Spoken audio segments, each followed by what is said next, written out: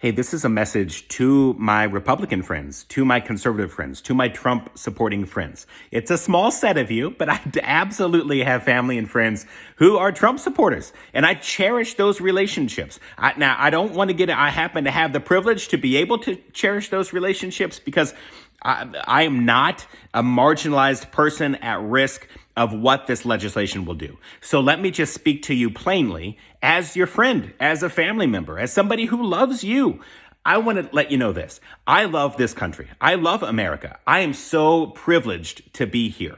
We do have opportunities in this country. We do have respected rights to speech. We have respected rights to religious expression. We do have wealth and infrastructure. This is an amazing place. Now, we are flawed in America, and we have a history that needs to be confronted. But by and by, right, whatever, I'm so proud to be an American. And I mean that. I love this country. It's a privilege to raise kids, to be a part of a family in this country. I would not want to live anywhere else in the world. Here's what I want to tell you, is that what Donald Trump is doing is not regular partisanship. There's something different happening. The picks that he is choosing for his cabinet, I don't think he even intends those people to be in the cabinet. These are unserious and unqualified picks. The reason that he is selecting these people is because it is a show of his authority. He is testing the boundaries of his authority. He is putting unqualified people before the Senate to see if he can force the Senate into confirming these unserious and unqualified candidates. Now, that is not an attack on any of these individuals in particular. It just is the case that Matt Gaetz is not Attorney General material. He is largely hated by Congress. He is under a House ethics investigation having to do with sex trafficking and sex with a minor. He resigned from Congress in order to prevent that ethics report from coming out. I hope that ethics report comes out because the American people deserve to know who their leaders are in the highest echelons of government. Pete Hegseth did serve our country in tours of duty. He is a veteran. I thank him and respect him for his service. He is educated. He went to Yale. I think Yale, I'm doing this off the cuff. He is an educated and charismatic man. He can do a lot of stuff in this world. He simply lacks the qualifications and experience to run the Department of Defense. That is a huge bureaucratic system with nearly 200 million people under its command and control, a nearly $800 million budget that is charged with protecting this country. Pete Hegseth simply does not have the qualifications for that. In the same way that I'm not qualified to be the CEO of the company where I work, which is why I'm not. I am in the position that I am qualified for because that's what we do. If I were the CEO, our company would be in trouble because I'm not qualified for that position. Tulsi Gabbard has been vocally a critic of the intelligence community and has at least repeated or parroted Russian propaganda. She is not qualified to run the intelligence community. That just is the reality. So these picks are unserious and are unqualified. This isn't about partisanship. This isn't about not trusting the president. This isn't about, dissing on these picks. I'm not saying anything about them personally. I'm not saying anything about their character personally.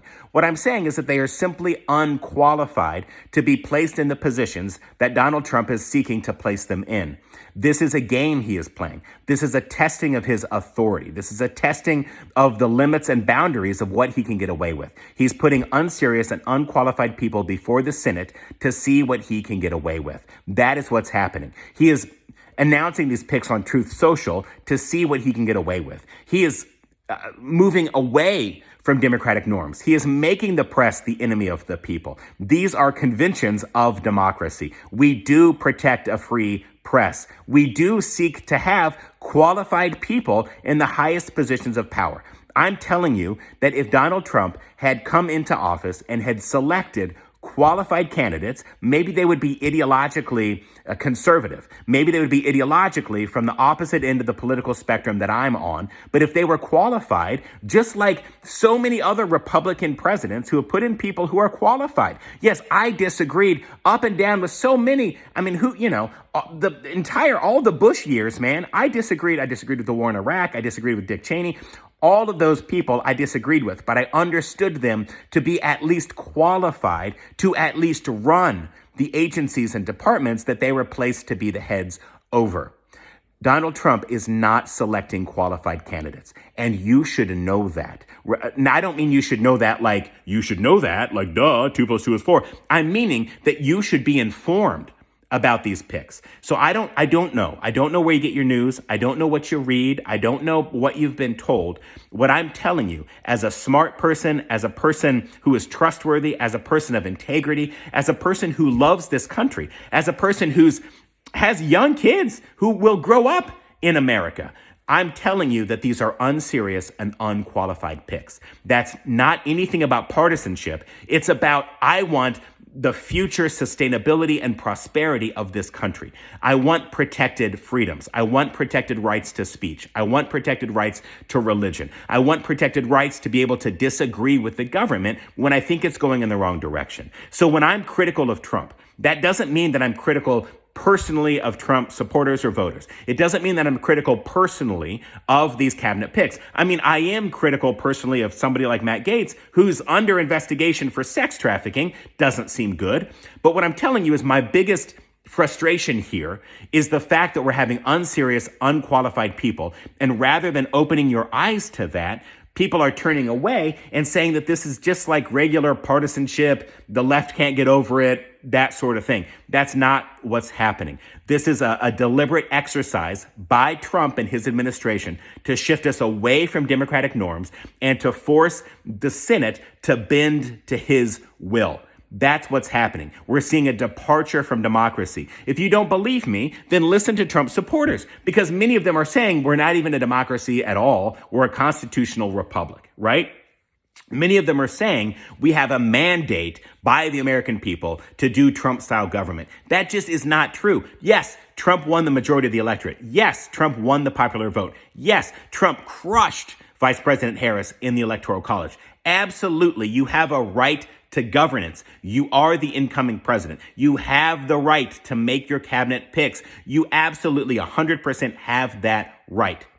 What I'm saying is that he is moving away from democratic norms in order to establish his authoritarian rule. He is attempting to consolidate power in one branch of government. We have 3 branches, right? We got the executive, the legislative, and the judicial branch of government. This is Civics 101. Many of us learned this. I've got a kid in middle school who talks about this stuff.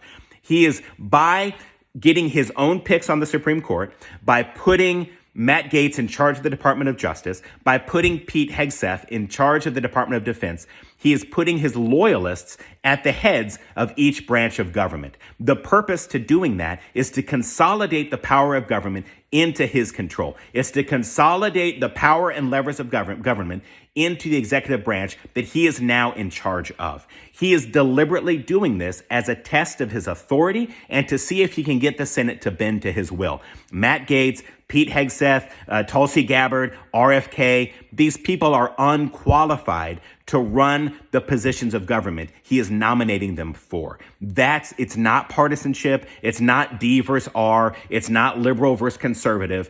What it is about is unserious, unqualified candidates in order to intentionally disrupt the mechanisms and machinations of government so that he can tear it down and rebuild it in his image. The same thing with him, casually talking about maybe he can run for a 3rd term and maybe he can get the Constitution to allow him to run for a 3rd term. All of this is deliberate and intentional. All of this it just is. Project 2025 does really exist. The Heritage Foundation does really exist. The Federalist Society has been nominating 2 Republican people in charge, the judges that will help to lean the system toward Federalist Society ideology. These things are simply happening. And we all just ought to be informed about these things happening. So I just invite, if it's open-mindedness, if it's looking outside of your bubble, if it's reading a different newspaper for a week just to see what else is out there, I'm just inviting everyone to become informed citizens so you understand what the Trump administration is proposing. And what it is proposing is unserious, unqualified candidates to bend the government to his will, to consolidate power in the executive branch, and to see what he can get away with through an authoritarian style of government.